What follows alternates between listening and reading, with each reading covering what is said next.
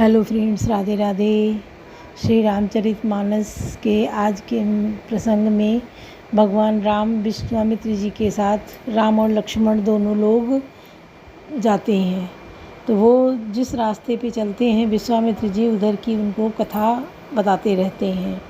ये गंगा नदी के पास पहुँचे तो उनको गंगा नदी के बारे में बताया कि कैसे अवतरित हुई, पृथ्वी पर कैसे आईं। फिर वो चलकर वहाँ पहुँचते हैं। फिर वो राजा जनक के नगर के निकट पहुँचते हैं, जहाँ नगर के बाहर सभी के ठहरने का स्थान बना हुआ है। वहाँ जगह जगह से राजा आए हैं, क्योंकि सीता स्वयंवर होना है तो सब आके रुके हैं। वहीं ये भी पहुँचते हैं।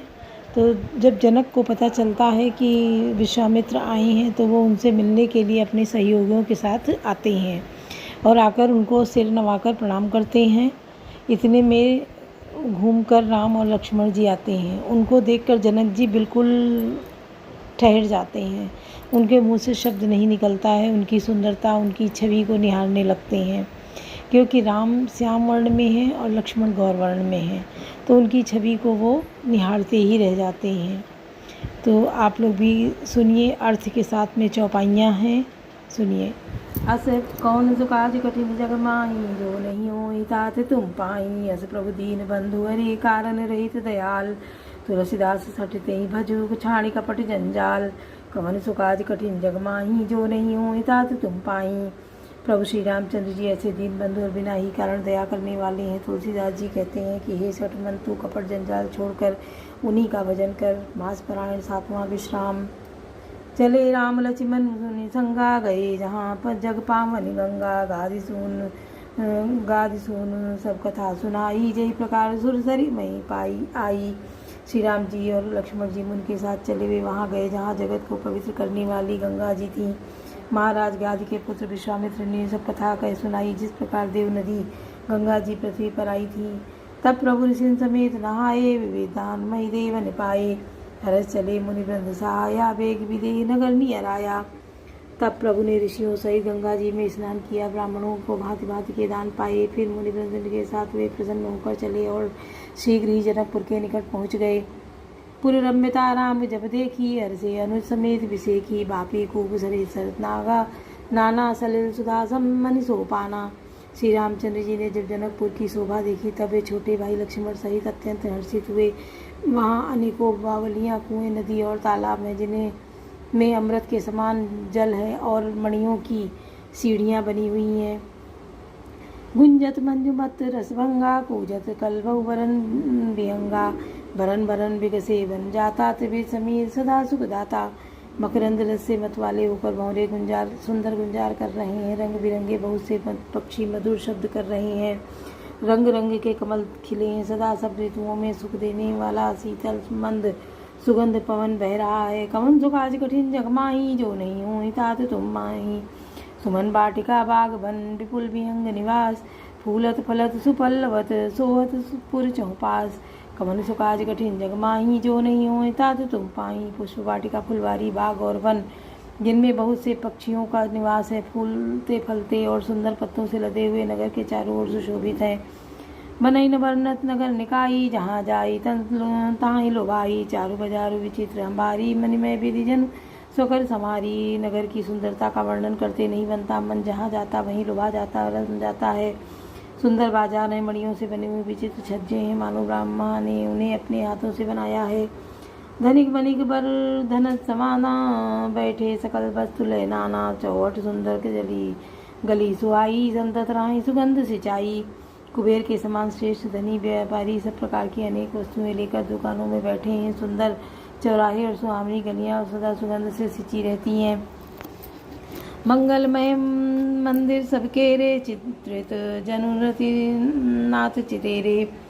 पुर नर नारी सुभग सुचि संता, धर्मशील ज्ञानी गुणवंता।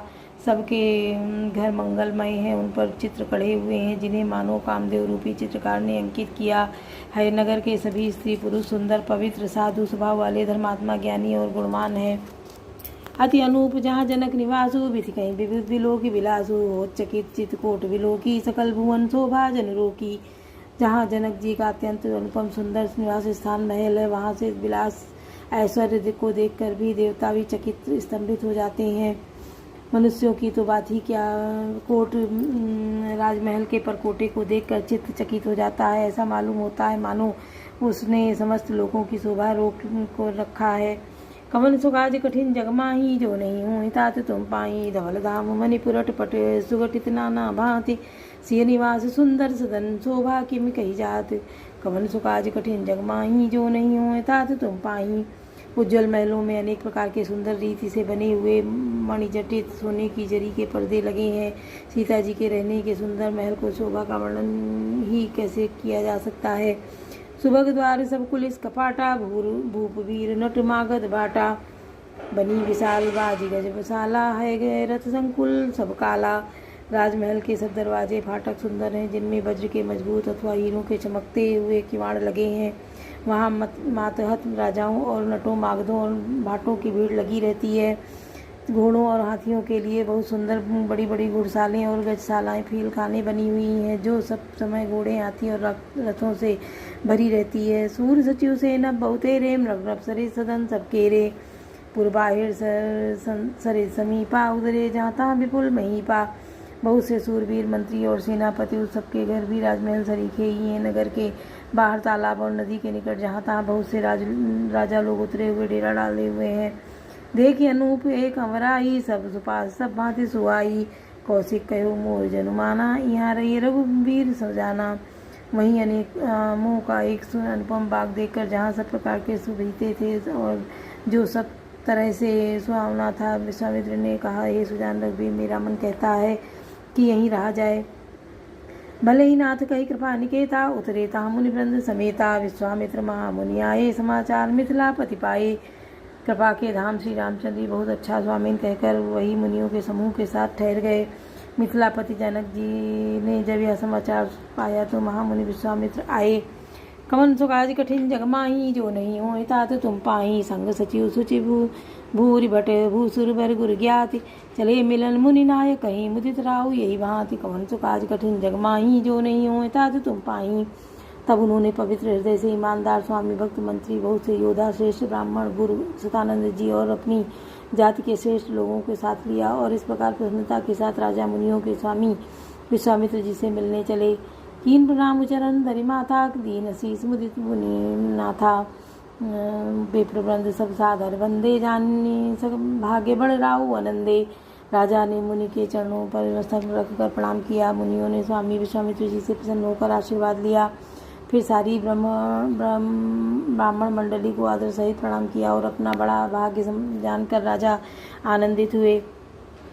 कुशल प्रश्न कहीं बारा, विश्वामित्र न पहीं बैठारा, तेहि अवसर आए दो भाई, गए रहे देखन पुलवाई।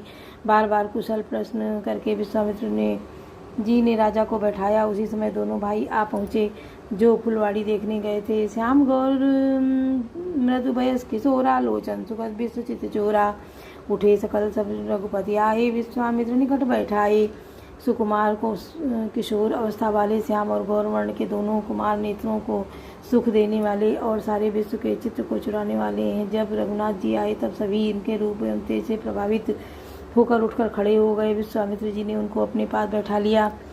भय सब सुखी देखी दो भ्राता, बारी विलोचन पुलकित गाता, मूर्त मधुर मनोहर देखी, भय विदेहु विषेखी। दोनों भाइयों को देखकर सभी सुखी हुए, सबके नेत्रों में जल भरा या आनंद और प्रेम के आंसू उमड़ पड़े और शरीर रोमांचित हो उठे। राम जी की मधुर मनोहर मूर्ति को देखकर विदेह जनक विशेष रूप से देह की शुद्ध बुद्ध से रहित हो गए। कमन सुकाज कठिन जगमाही जो नहीं हो तात तुम पाही, प्रेम मगन मनु जानि नृपो कर विवेक धर धीर, बोले मुनि पद नाई सिर गदगद गिरा गंभीर। कमन सुकाज कठिन जगमाही जो नहीं हो तात तुम पाही। मन को प्रेम में मग्न जानकर राजा जनक ने विवेक का आश्रय लेकर धीरज धारण किया और मुनि के चरणों में सिर नवाकर गदगद प्रेम भरी गंभीर वाणी से कहा,